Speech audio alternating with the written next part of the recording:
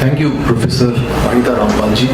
And she has really given us a insight that how many forces in whatever ways and however ways they are actually trying and wanting to dismantle the right to education of children in our country.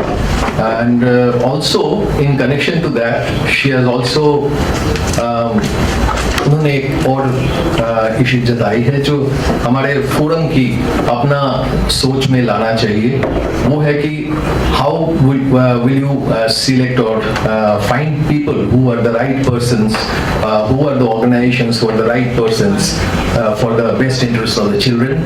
And right to education is, we believe that it has always been a kind of principle for us that we will be implementing, will be definitely be implementing the right to education in its spirit. Sorry, I just want to introduce myself first. I should have. मेरा नाम प्रबीर बासु है, and I am from West Bengal, Right to Education Forum.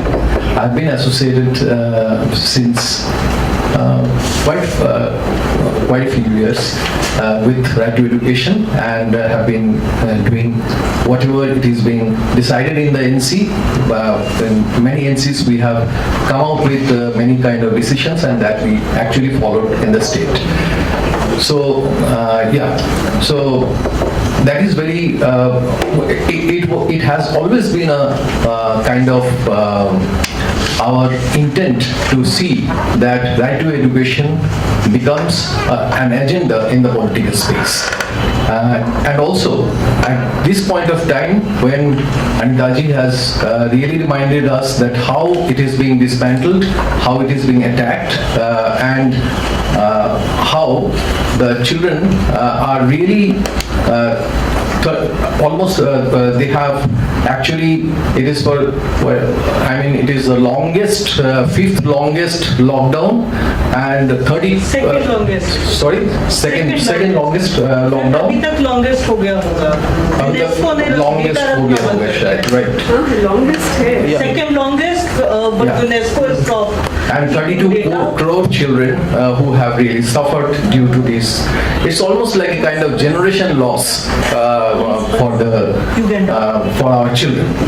So in this, amid all these things, we since morning many people have paying their tributes, and I have been listening very patiently and have come to learn so many things, and those are really kind of very profound inputs. I think that we have to take those in our mind, and we really would like to reflect in this today and tomorrow's process discourse in formulating our structures, systems, roles and responsibilities, what we have and we have not. As she said very rightly, that are we looking for a kind of very rigid kind of organizations where the people who are actually contributing, they will feel that we are excluded now, we are out of this forum, or we will really see it is very inclusive, but at the same time definitely an absence of the system and structure. Also sometimes really we face kind of lack of transparency, lack of there is a delayed decisions, and all these kind of things happen. So amid all these things, it's a question of really a kind of leadership we are looking forward to. So while this being I think this is the main area of concern about the leadership or the convenorship in this RT forum, for the RT forum, which actually gives rise to few questions.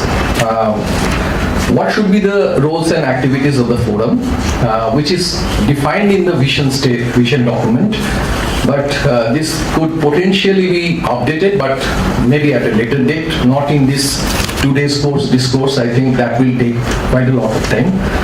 But we definitely be flagging this issue, and then the next question comes, how to select this new convener. Of course, this will be discussed amongst the NC members only, because this is the highest body of RT forum. But at the same time, we know that the NC is not formalized, given the fluid nature, and it's and of course that's an advantage for this kind of forum to be, remain as a fluid kind of organization that has certainly got some kind of advantages. But the structure and the vision document, which has never been implemented, that also has to be kept in mind while discussing the vision statement. There are instances in which the current structure and ways of working are not in line with the vision document. Having said so, this also we cannot say that RT Forum has been doing abysmally in the last 1 decade.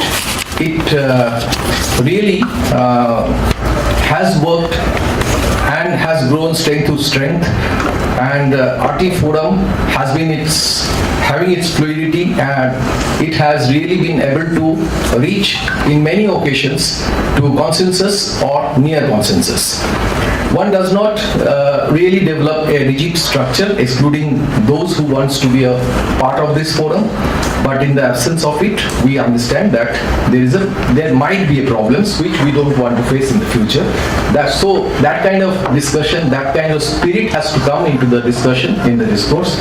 And now when the central question of leadership comes in, what kind of leadership we are looking forward to? Is it a political leader or someone who can really steer the kind of decisions that will be taken amongst the members in the NC?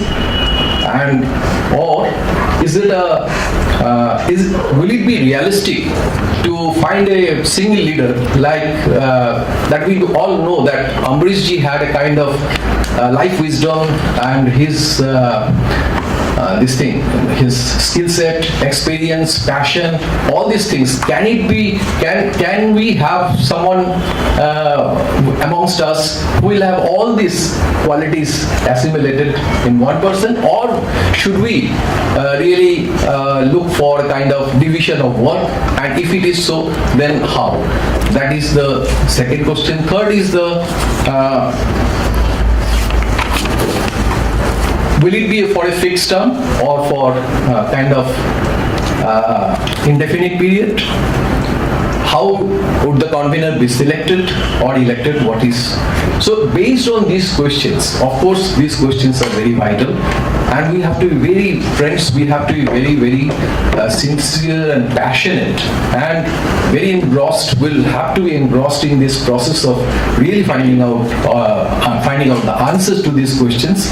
And I rather would like to suggest some of the few steps forward, which could be the discussion in the NC on these questions around, or any other which in the immediately next session, I think the agenda will be discussed, where the suggestions will definitely be inviting for the additions or some kind of improvement over the agendas that have been given to you.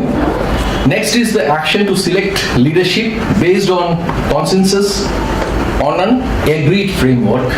That is the thing. And framing of way forward plan.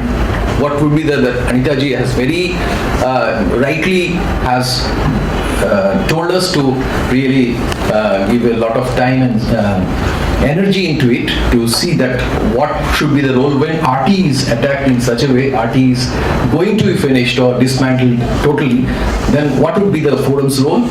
And then subsequent revision of the framework and drafting of the constitution. So that's it. I would